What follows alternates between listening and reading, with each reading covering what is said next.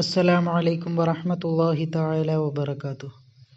ഇന്ന് നമ്മൾ ചർച്ച ചെയ്യാൻ പോകുന്നത് 6ാം ക്ലാസ്സിൻ്റെ ദുറൂസുൽ ഇഹ്സാൻ എന്ന വിഷയത്തിൽ മുൻ വർഷങ്ങളിലെ പാദവാർഷിക പരീക്ഷയ്ക്ക് വന്ന ചോദ്യപേപ്പറാണ്. ഒന്നാമത്തെ ഭാഗം നോക്കാം. യോജിച്ചവ ചേർക്കാം. അപ്പോൾ താഴെ 7ഓളം ചോദ്യങ്ങൾ നൽകിയിട്ടുണ്ട്. അപ്പോൾ ഓരോന്നിനോടും യോജിച്ചത് ബ്രാക്കറ്റിൽ നിന്നും എടുത്തെഴുതാനാണ് പറയുന്നത്. ഒന്നാമത്തത് വ ഇദാ ഖാമു ഇലസ്വലാത്തി. ആദ്യം നമുക്ക് ആ ബ്രാക്കറ്റിലുള്ളതൊന്ന് വായിച്ചു നോക്കാം. അസ്ഹാബുൽ ജഹീമി ഖാമു കുസാല, മാപ്പാക്കുകയില്ല, സൂചിപ്പിക്കുന്നത്, ഇഹ്സാന, സിയാദ, ഫദ്ഉഹു ബിഹ. അപ്പോൾ ഒന്നാമത്തത് വ ഇദാ ഖാമു ഇലസ്വലാത്തി ഖാമു കുസാല എന്നുള്ളതാണ്. അപ്പം ബ്രാക്കറ്റിൽ നിന്നും അതെടുത്ത് എഴുതി കൊടുക്കുക. രണ്ടാമത്തത് ഷിർക്ക് ചെയ്യൽ അള്ളാഹു ഒരിക്കലും മാപ്പാക്കുകയില്ല. അപ്പോൾ അവിടെ മാപ്പാക്കുകയില്ല എന്നെടുത്തെഴുതുക. മൂന്നാമത്തത് വല്ലദീന കഫറു വകദ്ദബൂ ബിആയാതിന ഉലൈക അസ്ഹാബുൽ ജഹീം. അസ്ഹാബുൽ ജഹീം എന്നുള്ളതാണ് അവിടെ എഴുതാനുള്ളത്. ഇനി നാലാമത്തത് വലില്ലാഹിൽ അസ്മാഉൽ ഹുസ്ന ഫദ്ഉഹു ബിഹ. ഫദ്ഉഹു ബിഹ അതാണ് അവിടെ എഴുതാനുള്ളത്. അഞ്ചാമത്തത് പേരുകൾ കൂടുന്നത് ഒരാളുടെ മഹത്വത്തെയാണ് സൂചിപ്പിക്കുന്നത്. അപ്പോൾ അവിടെ സൂചിപ്പിക്കുന്നത് എന്നെടുത്തെഴുതുക. ആറാമത്തത് ലില്ലദീന അഹ്സനുൽ ഹുസ്ന വ സിയാദത്തുൻ. അപ്പോൾ അവിടെ സിയാദത്തുൻ എന്നുള്ളത് എഴുതുക. അവസാനത്തത് വ വസ്വൈനൽ ഇൻസാന ബി വാലിദൈഹി ഇഹ്സാന എന്നുള്ളതാണ്. അപ്പോൾ അവിടെ ഇഹ്സാന എന്നുള്ളത് എടുത്തെഴുതുക. രണ്ടാമത്തത് പൂർത്തിയാക്കാം എന്നുള്ളതാണ്. 5ഓളം ചോദ്യങ്ങളാണ് അവിടെ പൂർത്തിയാക്കാനായിട്ട് നൽകിയിരിക്കുന്നത്. അപ്പോൾ ഒന്നാമത്തത് അള്ളാഹുവിന് 99 പരിശുദ്ധ നാമങ്ങളുണ്ട്. അപ്പോൾ അവിടെ പരിശുദ്ധ നാമങ്ങളുണ്ട് എന്നുള്ളതാണ് എഴുതി ചേർക്കാനുള്ളത്. ഇനി രണ്ടാമത്തത് ഒരാളുടെ ഗുണവിശേഷണങ്ങൾ കൂടുതലായി അറിയുമ്പോഴാണല്ലോ അയാളോട് കൂടുതൽ അടുപ്പം തോന്നുക. അപ്പോൾ അവിടെ കൂടുതൽ അടുപ്പം തോന്നുക എന്നുള്ളതാണ് എഴുതി കൊടുക്കാനുള്ളത്. ഒന്നുകൂടെ നോക്കാം. ഒരാളുടെ ഗുണവിശേഷണങ്ങൾ കൂടുതലായി അറിയുമ്പോഴാണല്ലോ അയാളോട് കൂടുതൽ അടുപ്പം തോന്നുക. ഇനി മൂന്നാമത്തത് ലൗ ഖാന ഫീഹിമ ആലിഹത്തുൻ ഇല്ലല്ലാഹു ലഫസദത. ലഫസദത എന്നുള്ളതാണ് അവിടെ പൂർത്തിയാക്കിയിട്ട് എഴുതാനുള്ളത്. ഇനി നാലാമത്തത് മൻ അഹബ്ബ ലിഖാ അല്ലാഹി അഹബ്ബല്ലാഹു ലിഖാഅഹു. അഹബ്ബല്ലാഹു ലിഖാഅഹു എന്നവിടെ എഴുതി കൊടുക്കുക. ഇനി അഞ്ചാമത്തത് അസ്ഖലു സ്വലാത്തി അലൽ മുനാഫിഖീന സ്വലാത്തുൽ ഇശാഇ വ സ്വലാത്തുൽ ഫജ്രി. അപ്പോൾ അവിടെ സ്വലാത്തുൽ ഇശാഇ വ സ്വലാത്തുൽ ഫജ്രി എന്നുള്ളതാണ് അവിടെ എഴുതി കൊടുക്കാനുള്ളത്. ഇനി മൂന്നാമത്തെ ഭാഗം വ്യക്തമാക്കാം എന്നുള്ളതാണ്. അപ്പോൾ അവിടെ 3ഓളം ചോദ്യങ്ങളാണ് നൽകിയിട്ടുള്ളത്. അപ്പോൾ അതൊക്കെ എന്ത് ചെയ്യണം? വ്യക്തമായിട്ട് ഉത്തരം എഴുതണം.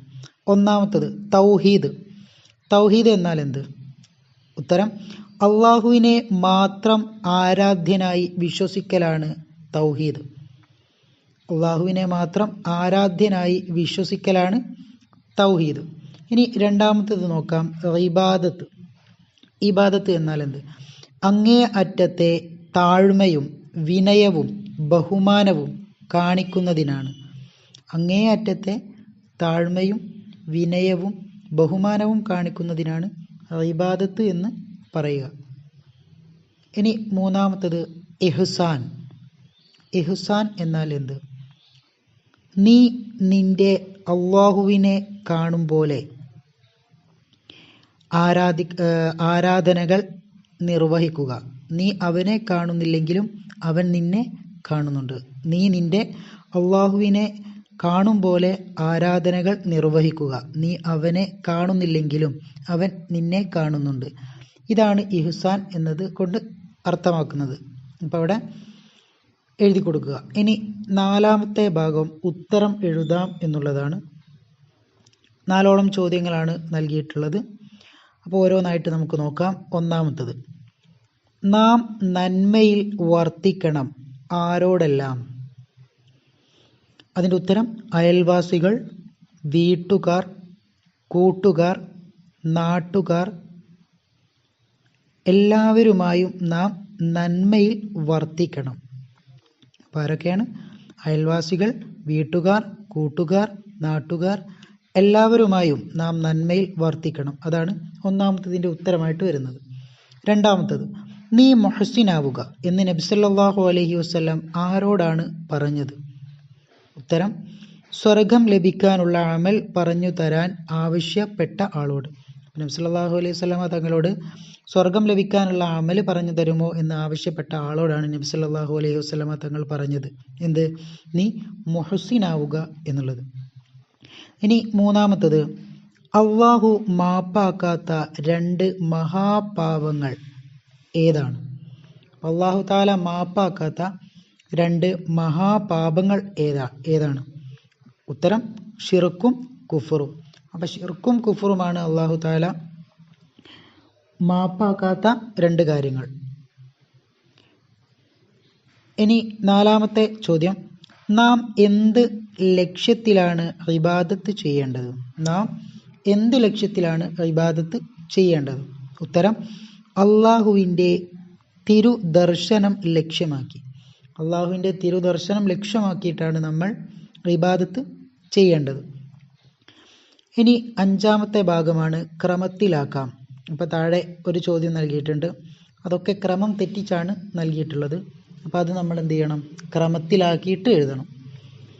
അപ്പം ആദ്യത്തേത് വായിച്ചു നോക്കാം. ഹുബ്ബുക, അടുത്തത് മൻ യുഹിബ്ബുക, അല്ലാഹുമ്മ ഇന്നാ നസ്അലുക വഹുബ്ബ അമലിൻ ഇലാ ഹുബ്ബിക വഹുബ്ബ യുഖർരിബുന.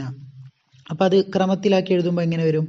അല്ലാഹുമ്മ ഇന്നാ നസ്അലുക ഹുബ്ബക വഹുബ്ബ മൻ യുഹിബ്ബുക വഹുബ്ബ അമലിൻ യുഖർരിബുന ഇലാ ഹുബ്ബിക. അപ്പോൾ അതാണ് അവിടെ ക്രമത്തിലാക്കി എഴുതാനുള്ളത്. ഇനി ഏറ്റവും അവസാനത്തെ ഭാഗമാണ് പൂർത്തിയാക്കാം. കള്ളികൾ അസ്മാ ഉൽ ഹുസ്ന. അപ്പം അസ്മാ ഉൽ ഹുസ്നയുടെ ആ കള്ളികൾ നമ്മൾ എന്ത് ചെയ്യണം? പൂർത്തിയാക്കി കൊടുക്കണം. അപ്പോൾ ഒന്നാമത്തത് അവിടെ കൊടുത്തിട്ടുണ്ട് അൽ അദ്ലു, രണ്ടാമത്തത് അൽ ലത്തീഫു, അൽ ഖബീറു, അൽ ഹലീമു, അൽ അദീമു, അൽ അഫൂറു, അൽ ഷക്കൂറു, അൽ അലിയു, അൽ കബീറു, അവസാനത്തത് അൽ ഹഫീദു. അപ്പോൾ ദുആ വസിയത്തോടെ നിർത്തുന്നു. വ ആഖിർ ദഅവാന അനിൽ ഹംദുലില്ലാഹി റബ്ബിൽ ആലമീൻ. അസ്സലാമു അലൈക്കും വറഹ്മത്തുള്ളാഹി തആല വബറകാതുഹു.